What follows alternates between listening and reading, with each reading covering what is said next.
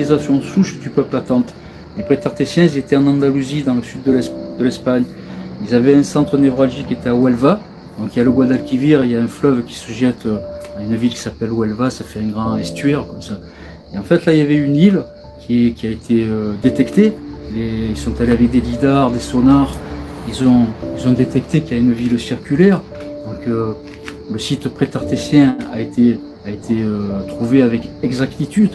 Et il y avait une ville avec les proportions qui correspondent justement aux proportions données par Platon.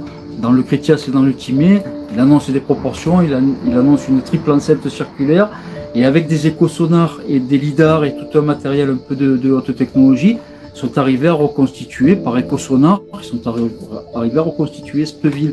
Le site, ils l'ont trouvé de la capitale.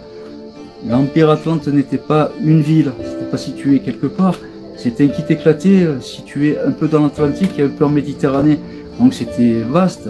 Et si vous regardez sur Google, par exemple, je vais donner quelques noms. Alors, ce peuple s'était coalisé, ces Prétartésiens s'étaient coalisés avec les proto-amaziques, c'est-à-dire les ancêtres des Berbères. Ils ont fondé, avec leurs connaissances respectives, cette coalition pour pas qu'il y ait de consanguinité à une époque. Les Amaziques, qui étaient blonds aux yeux bleus, se mettaient avec des Prétartésiens qui avaient aussi le gène hypomélanique récessif, blond aux yeux bleus, qui a été en plus, il y a une vague qui est arrivée, qui a été, l'aristocratie avait été assimilée, c'est le peuple Yamna, c'est des cavaliers de la steppe qui étaient aussi porteurs du gène hypomélanique récessif, donc ils avaient les yeux bleus, ils étaient blonds.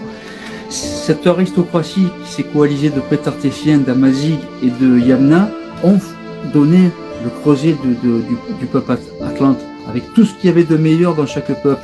Les Yamna ont amené la métallurgie, les Prétartésiens ont amené l'architecture, les Amaziques ont amené les alliages, le travail du cuivre, etc. Chacun a amené un peu ses compétences. Ils ont formé à une époque, alors ça s'appelle la proto-histoire.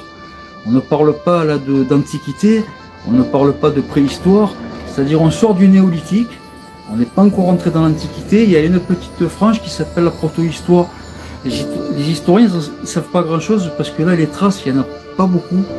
Les sédiments ont tout recouvert depuis, c'est une époque assez reculée.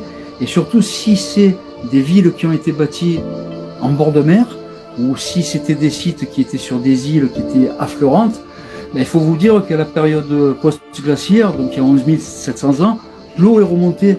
Donc beaucoup de sites, de cités-États, comme Héraclion au large de l'Égypte, qui ont disparu. Ça a été retrouvé récemment. Pourquoi?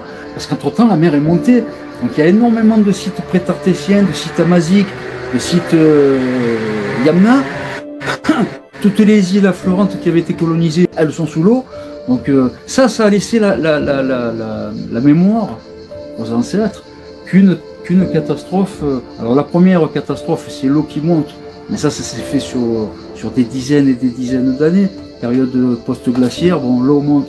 Et c'est surtout les Minoens qui ont morflé, qui a été le dernier amour atlante. Les Minoens, ils ont morflé quand le volcan de Santorin a fait une caldeira carrément. C'était un super volcan, il a explosé. Donc ça a touché la Crète, ça a touché les Cyclades, ça a touché toutes les îles qui avaient été colonisées par le dernier amour atlante qui étaient les Minoens.